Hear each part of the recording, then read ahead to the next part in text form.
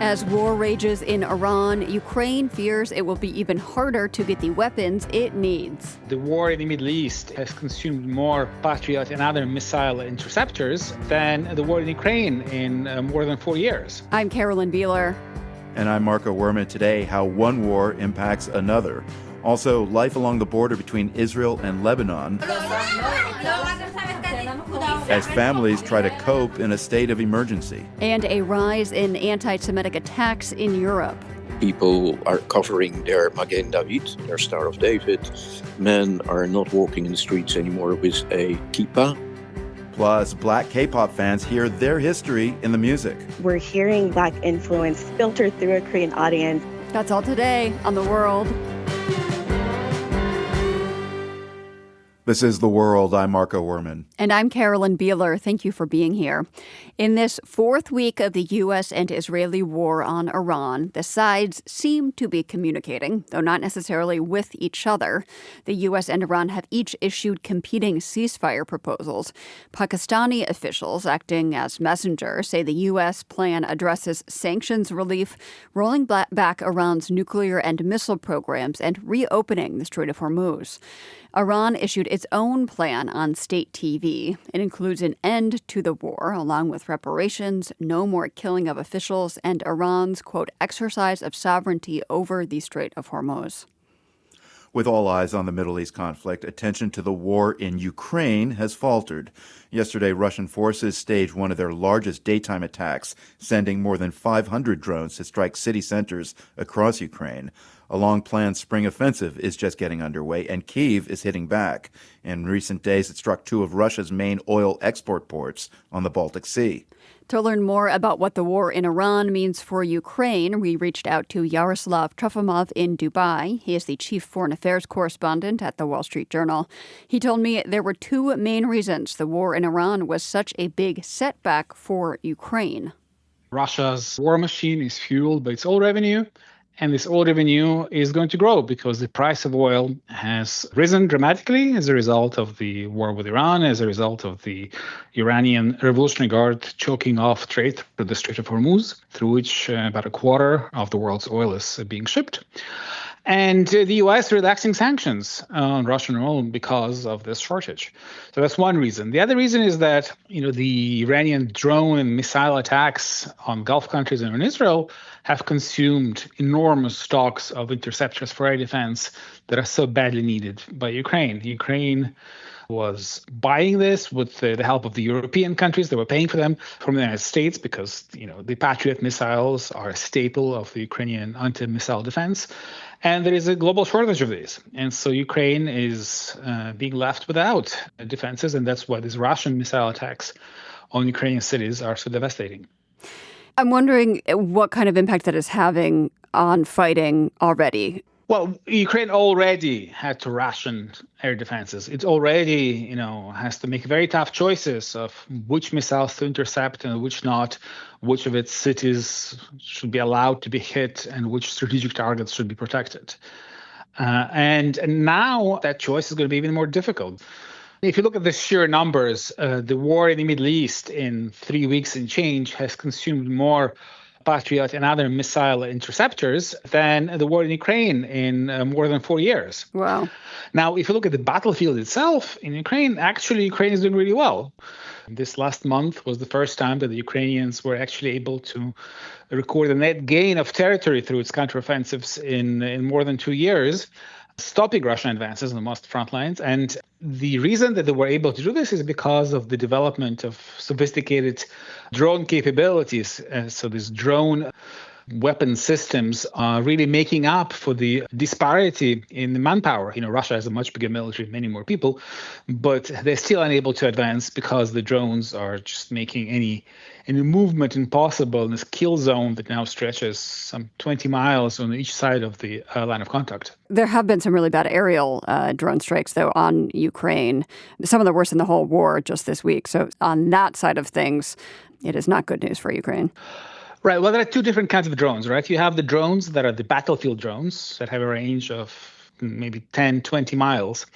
They're basically now a substitute for artillery, for rocket systems, and for pretty much everything else. The vast majority of casualties in the front line are killed by drones. Now you also have the long-range drones, and so both Russia and Ukraine are firing hundreds of these every night at each other. And Ukraine has been very successful in hitting Russian energy installations. As you said, they've hit the two main Russian oil export ports on the Baltic Sea. But obviously, Russia is also doing the same. And quite often, the Russian drones miss and hit civilian buildings, even historical monuments and churches, as we have seen in the city of Lviv this week. Has the conflict in Iran changed the way Ukraine is fighting its war with Russia? Has it had to recalibrate at all based on materiel and the things they expect more shortages of, or for other reasons? Well, they certainly know now that they will not have access to the US-made interceptors that they were hoping to receive with European help. But there was also another change, I think, in the global perception, because the kind of drone warfare in which Ukraine and Russia excel is now the warfare that we're also seeing in the Middle East. And so we have seen that President Volodymyr Zelensky has reached out to leaders of the Gulf states and has sent a large number of Ukrainian service members to advise them and to share the Ukrainian experience in how to counteract these drone attacks, obviously hoping for investment, military cooperation, and other assistance from these Gulf states that until now were quite sympathetic to Russia, at least several of them. Two follow-up questions there. Is that draining needed resource from defending Ukraine then? And have there been additional support from Gulf countries that was hoped? A lot of this is sharing experience. So if you send a few dozen officers who just explain how to set up sensors, how to set up warning systems, what sort of technologies could be produced together, that doesn't necessarily drain resources from the battlefield in Ukraine. Obviously, all this cooperation is very new and very secret, so we don't know the exact details, but what the Gulf states do have is very large reserves of money and also an industrial base. Ukraine has already been working towards co-production with many European countries. A lot of its drones are now made in places like Germany, where the German investors set up factories with Ukrainian technology that are safe from the Russian missiles and from the Russian drones. And so that model could also be expanded to the Gulf. You mentioned Ukraine's attacks this week on 2 Russian sea terminals for exporting crude oil. How much damage did that do? The first attack on the Primorsk oil terminal was very, very serious, and so was the latest one. I think the majority of the Russian seaborne oil exports go through these 2 terminals.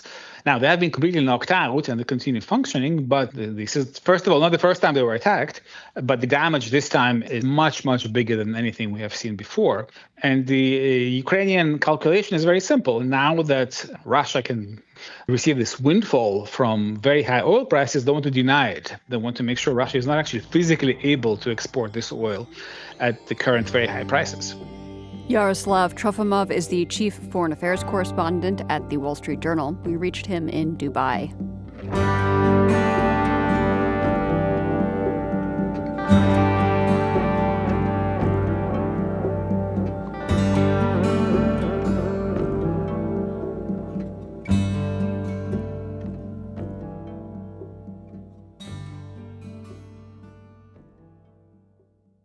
Elsewhere in Europe, there's been a surge in anti-Semitic attacks. Synagogues in Belgium and the Netherlands have been targeted with bombs. In Amsterdam, another bomb attack struck a Jewish school. And earlier this week, 4 ambulances operated by a Jewish charity in London were set on fire. As the World's Europe correspondent Orla Barry reports, a single group has claimed responsibility for all of the attacks. Oh my gosh. Mobile phone footage captured the moment 4 ambulances in the Golders Green neighbourhood in London burst into flames early Monday morning.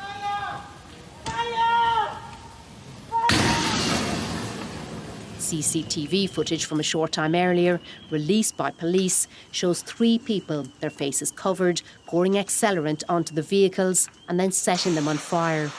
The explosions blew out the windows of nearby houses and damaged the roof of the local synagogue. This was an attack on the Jewish community and on society at large, because these ambulances are used to save lives, not just of Jewish people, but of people from all sections of society. Herschel Gluck is a local rabbi and president of Shomrim London North and East, a Jewish volunteer group that patrols the area.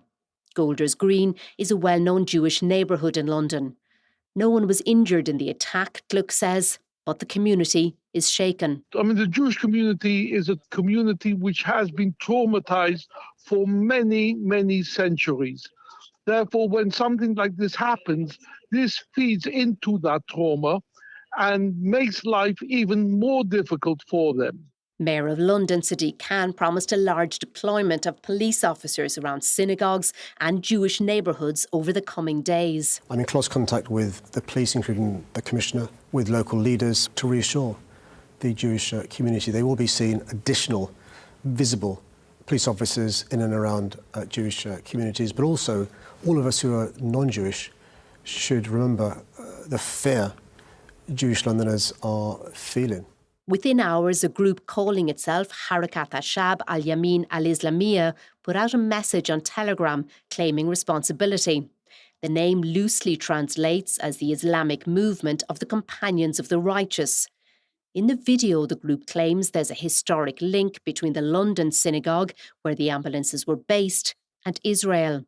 Earlier this month, the same group said it carried out an attack on a synagogue in Liège, in Belgium. The explosion happened around 4 a.m. outside the historic Liège synagogue, shattering windows and damaging buildings across the street. But thankfully, no injuries have been reported. Little is known about the group claiming responsibility for the attacks. We came basically across them for the first time on March 11.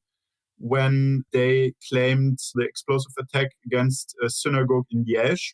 Julien Lonchet is with the International Centre for Counter-Terrorism in the Netherlands.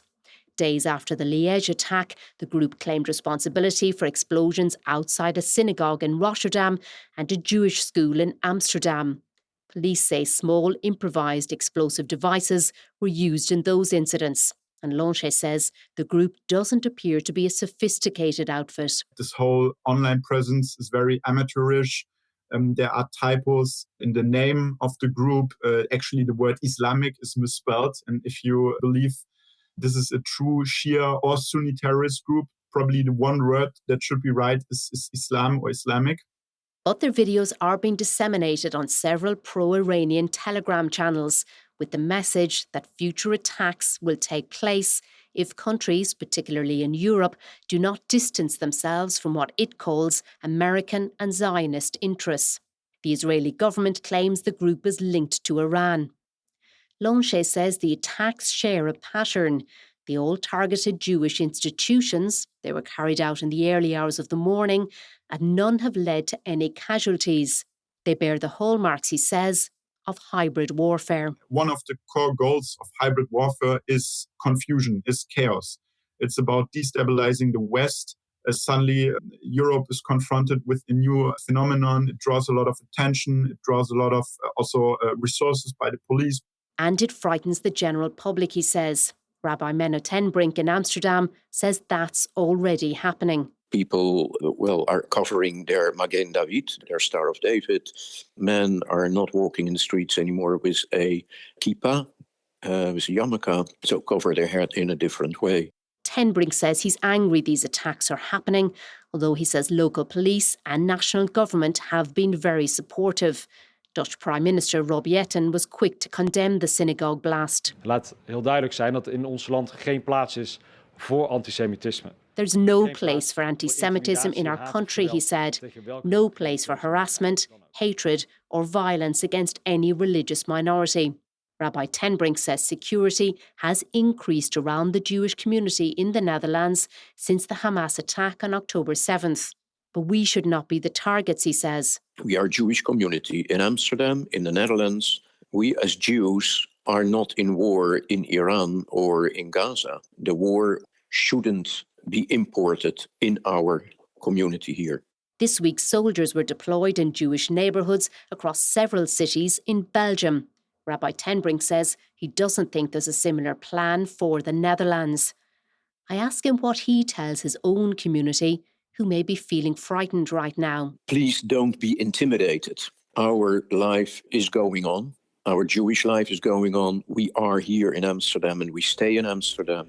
The Netherlands is our home, he says. No one is going to force us to leave. For The World, I'm Orla Barry. You're listening to The World.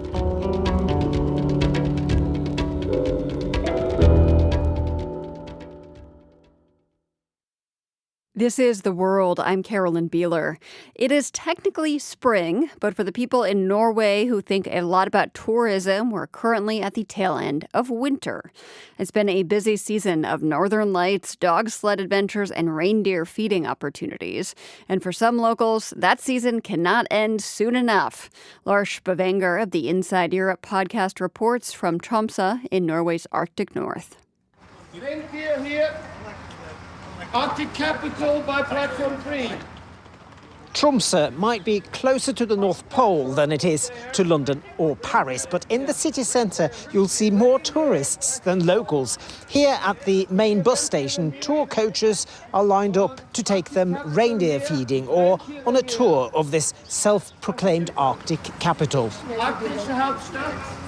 Last winter season, more than 350,000 international visitors travelled here to a city of less than 80,000 citizens. Where have you travelled from? Italy. Italy, Sì. OK. Why Tromsø? Patrizia, perché siamo venuti a Tromsø? Why? Perché è bellissima la Norvegia. Sì. Beautiful, beautiful. Because it's gorgeous. We come for the Northern Lights mainly. Yeah. Can I ask you where you're from? China. China? Yeah.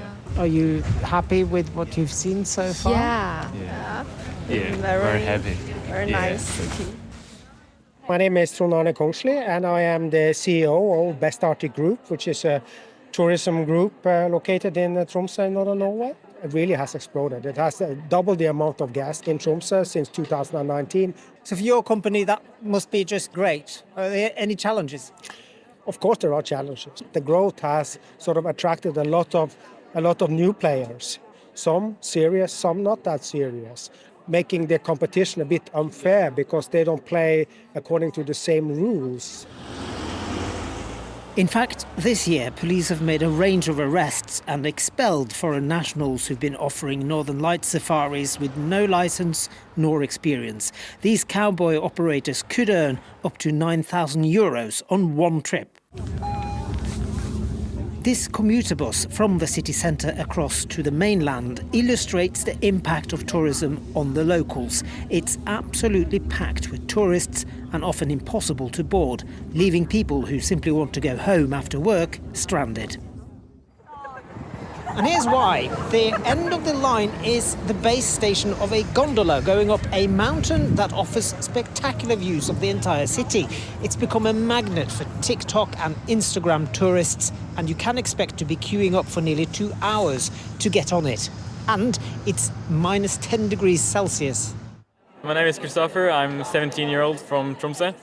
In my floor in my apartment, there are all the other flats are Airbnb. So when I come home from school yesterday, tourists come in my house and they said, "Here's where I'm going to sleep. Here's where I'm going to live." And I said, "No, you have to the other room." "No, what paid? I paid." It showed me his Airbnb account, but and that's not the first time that it's happened. Do you understand people who say it's enough now, it's gone too far? Yeah, 100%. The infrastructure does not have the capacity to take all the tourists we have today. But I think the tourists are a good thing, and I believe most people in Tromsø believe that as well, and see all the good stuff that comes out with having all the tourists in Tromsø. So the tourist boom is good news for the hospitality industry, like this cafe near the harbour. But hotels are at 90% capacity in the winter season, meaning the market for private hire, like Airbnb, is ripe. The municipality has now ordered a sustainability report to see how they can accommodate the growing number of tourists while preventing further negative consequences. Håkon Christensen from the Spore consultancy firm is responsible for the report. So there seems to be plenty of things being done correctly, but they don't seem to solve the problem. And there's some friction between local population and tourism when it comes to the level of Airbnb rentals. The other big issue is traffic safety. Narrow roads, winter conditions, snowy roads, tourists in hired cars that are not used to driving on winter conditions sometimes can create situations that are dangerous for all.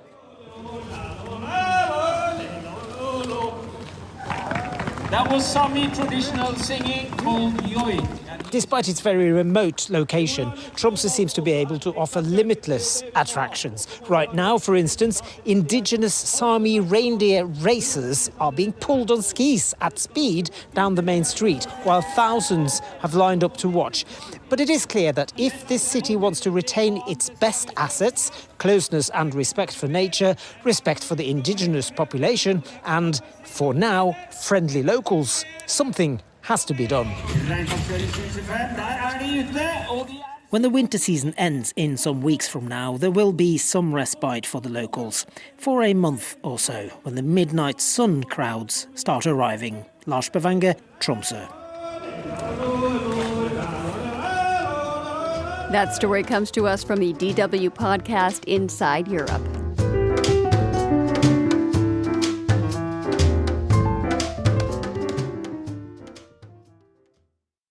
This is The World. I'm Marco Werman. Israel is calling up 400,000 reservists to continue their military's fight on two fronts, Iran and Lebanon. Missiles from Iran continue to cause death, injury, and damage across Israel. In the north, there's also rocket fire from Hezbollah. Many residents in the north have fled, but there is one group of Israelis who have moved to the north. As Stephanie Fried reports from the Israel-Lebanon border, they see living there as a mission. I've been at the Stemmer's house for a few minutes, and I'm telling Tia Stemmer I take my coffee with a heaping spoonful of sugar. As I rush to the family safe room, I think about how incredibly close Lebanon is, a few 100 feet away, and the fact that Metula is surrounded by Lebanon on three sides. Nadav, Tria, 5 of their 10 children, and I sit on floor mattresses and single beds, taking up all the space in the room. The 5 kids who aren't here are serving in the IDF or live independently. The kids in this room range in age from 16 to 5 years old. The boys and their dad all wear skull caps or kippas. The 3 females are dressed modestly with a head covering for their mom. The kids, being kids, argue. There's no space. Move over. Watch out for the computer. Mom, this isn't any fun. Living in a state of emergency isn't fun. Schools closed for nearly a month, activities canceled, public gatherings banned, and a Homeland Security directive to stick close to bomb shelters in case of incoming rockets, drones, anti-tank artillery, or missiles fired from Iran and Lebanon. Here on the border, incoming from Lebanon's Hezbollah-controlled areas is incessant and so close, locals say they often hear impact hits before air raid sirens. Israel versus Hezbollah warring kicked off in October 2023. The army declared this a closed military zone back then, and all 2,000 Metula residents evacuated. During the fighting, 60% of the town's buildings and homes were damaged. Fighting kicked up again this February along the border when the Israel-Iran war started, and intensified a few weeks later when Israel launched a ground incursion into Lebanon to force Hezbollah operatives away from the border. Constant friction keeps half the local population from coming back, but not Nadav and Tria, who aren't originally from Metula. They came here last August on a mission they say is a calling from God to defend Israel's frontier. Tria says they believe in the war, are patient, and have the staying power to sit it out in bomb shelters while the army fights and finishes off Hezbollah. Outside on the front patio, sounds of chirping crickets and howling jackals in the nearby hills punctuate outgoing artillery blasts. The neighborhood is pitch black except for the Stemmer house, where bright floodlights strategically illuminate the half-dozen Israeli flags posted around the porch facing north to Lebanon. Inside, Nadav is wiping down kitchen cabinets, getting ready for the upcoming Passover holiday. He says when residents fled Metula, they turned out their lights. His family is here to turn them back on.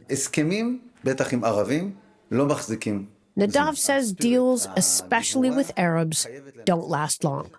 The army, government, and his family's heroism and spirit must prevail. That is what will determine this battle's outcome.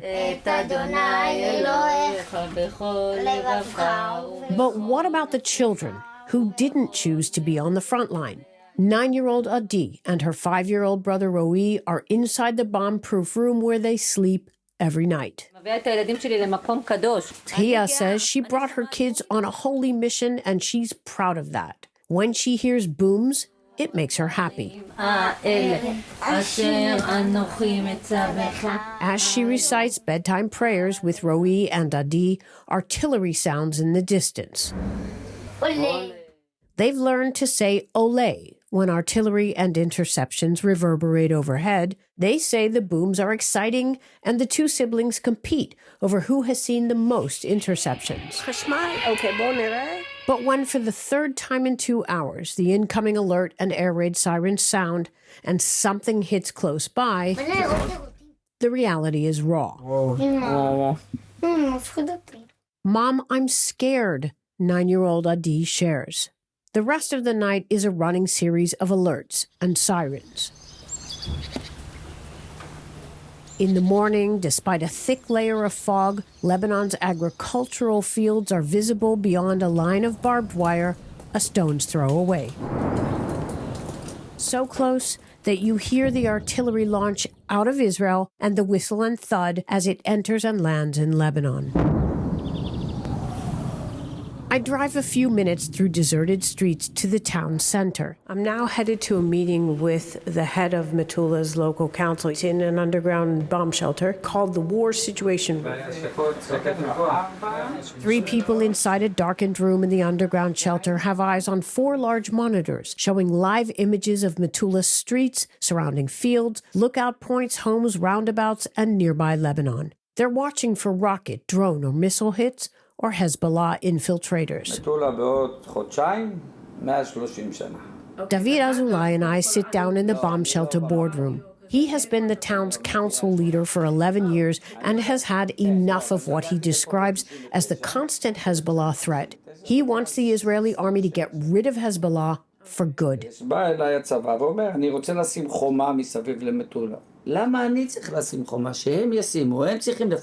David says the IDF came to him and proposed putting a wall around Metula for safeguarding. He responded with, absolutely not. I don't need to be afraid. They should be afraid of me. David says he's not happy with the Netanyahu government's lacking support for border residents, but he'll get into that after the war. For now, he'll only comment that Israel's government doesn't deserve the country's wonderful people, and the people don't deserve this government. Heading back to central Israel, I stop off in Kiryat Shmona, a larger city nestled in a valley a few miles south of Metula that's been heavily targeted by Hezbollah. So far this month, Hezbollah fired more than 1,000 rockets, anti-tank missiles, and drones on northern Israel's cities and towns. At a mini strip mall in town, locals scurry between the bakery and florists to pick up challah and flowers for the Sabbath. No one goes into an adjacent linen shop, despite glaring posters offering 60% off and 2-for-1 deals. In wartime, new towels are a luxury. Behind the empty store's register is 41-year-old Liat, who says she left her 3- and 6-year-olds at home with their father because she had to get out of the house and breathe fresh air. Her children are both suffering from anxiety and fear.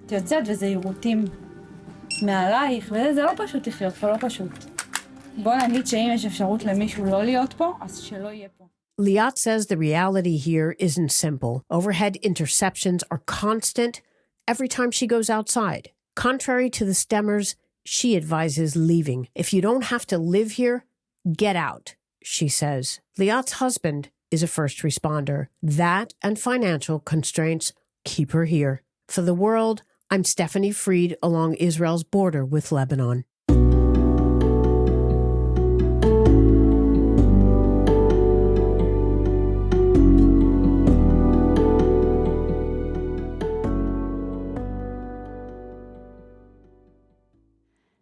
Every year, hundreds of millions of people are thought to contract the dengue virus from mosquitoes.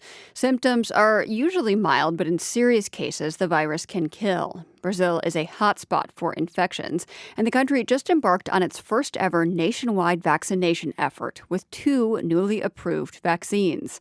Felipe Naveca is a health researcher at the public health agency Fiocruz. He joined the show from Rio de Janeiro. Here in Brazil, we have every year a dengue outbreak, so it's a huge burden that we have with dengue here in Brazil. So sometimes the disease is quite mild with fevers and the like, but it can also be deadly. Can you tell me how many people get sick and how many people unfortunately die of dengue every year in Brazil? Yeah, there are some studies showing us that mostly of dengue cases are not symptomatic. But those that are symptomatic, part of them, maybe around 1 or 2%, develop severe conditions. We have around 1.5 thousand deaths every year. So about 1,500 deaths per year from dengue. Yeah. So I understand in the past half year or so, Brazil has launched a new effort to vaccinate the population with these 2 new vaccines that have been rolled out. How much of a departure is this from previous dengue policy? We have now 2 dengue vaccines approved by our health agents that approves vaccines in Brazil. One is from Takeda, the Japanese company, and another one is being produced by Butantan. It's a Brazilian company that is situated in São Paulo. And now we have people being vaccinated with one or the other vaccine. But we know that even with these 2 vaccines, we have a long road to go because we do not have enough vaccine to the entire Brazilian population. So we are expecting to have a good condition in 3 or 5 years. 3 to 5 years. Yeah. And before these 2 new vaccines were rolled out, there was not a population-wide vaccination effort in Brazil. Is that right? No, because we didn't have a vaccine approved for dengue. We have in the past, but was withdrawn. Now we have those that seems to be very safe to people, so the effort started recently. Okay, so there was a dengue vaccine previously, but it was withdrawn, so it's not being administered anymore. And so these are the 2 vaccines that are newly available. Yes. You mentioned there are not enough vaccine supplies to vaccinate everyone. It's going to take years for that to happen. Other than that, how is the rollout of these vaccination efforts going so far? The point is we have around 200 million inhabitants in Brazil, and there it's a difficult scenario to vaccinate everyone. So as you know that the vaccine will take some time to be effective considering the entire population, we still have some vector control measures to fight against dengue, chikungunya, and other vector-borne diseases. Vector control measures, meaning reducing the number of mosquitoes that can infect people. Yes. Okay, so I want to move on to fighting dengue at the source, the vector, as you have said, the mosquitoes that carry it. What are the best ways to do that? So in Brazil, we have now 2 main approaches that are being used to fight against the Aedes mosquitoes. One of them is mosquito that is infected with a bacteria. So if the mosquito gets in contact with the dengue virus or Zika or chikungunya virus, it cannot grow the virus inside it and cannot spread the virus. It's not quite an antibacterial, but something that prevents mosquitoes from being hospitable to bacterial growth so that these bacteria cannot grow and multiply and then they can't infect people. Yes, that's it. Interesting. So you're putting a little bit of something that kills larvae or mosquito eggs, basically, yes, onto mosquitoes, and then they will transport that to various places where mosquito larvae are. So you're basically enlisting the mosquitoes in your control efforts. Yes, we use the mosquitoes to help us in this case. So as dengue transmission areas expand, as the mosquitoes that carry it can live in more places because of climate change, what's one piece of advice you would give to, say, a public health department in the U.S. that might be thinking about this when it wasn't before? Since we are seeing that the climate change is something that is very difficult for us to stop, and we have to establish more effective control measures. Like the first one is to alert people about how to fight against the mosquito. It's not only a matter of a government, but everyone has to help with fighting the mosquito. I think that's a very good lesson that we learn here in Brazil and in Latin America. Felipe Naveka is a health researcher at the public health agency Fiocruz. He joined us from Rio de Janeiro.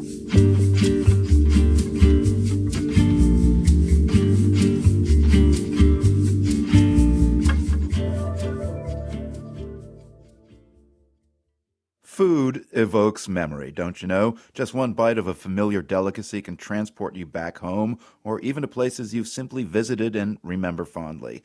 Last winter, reporter Bianca Hillier took us to a very small store in a remote spot in New England where food acts as a portal to Argentina.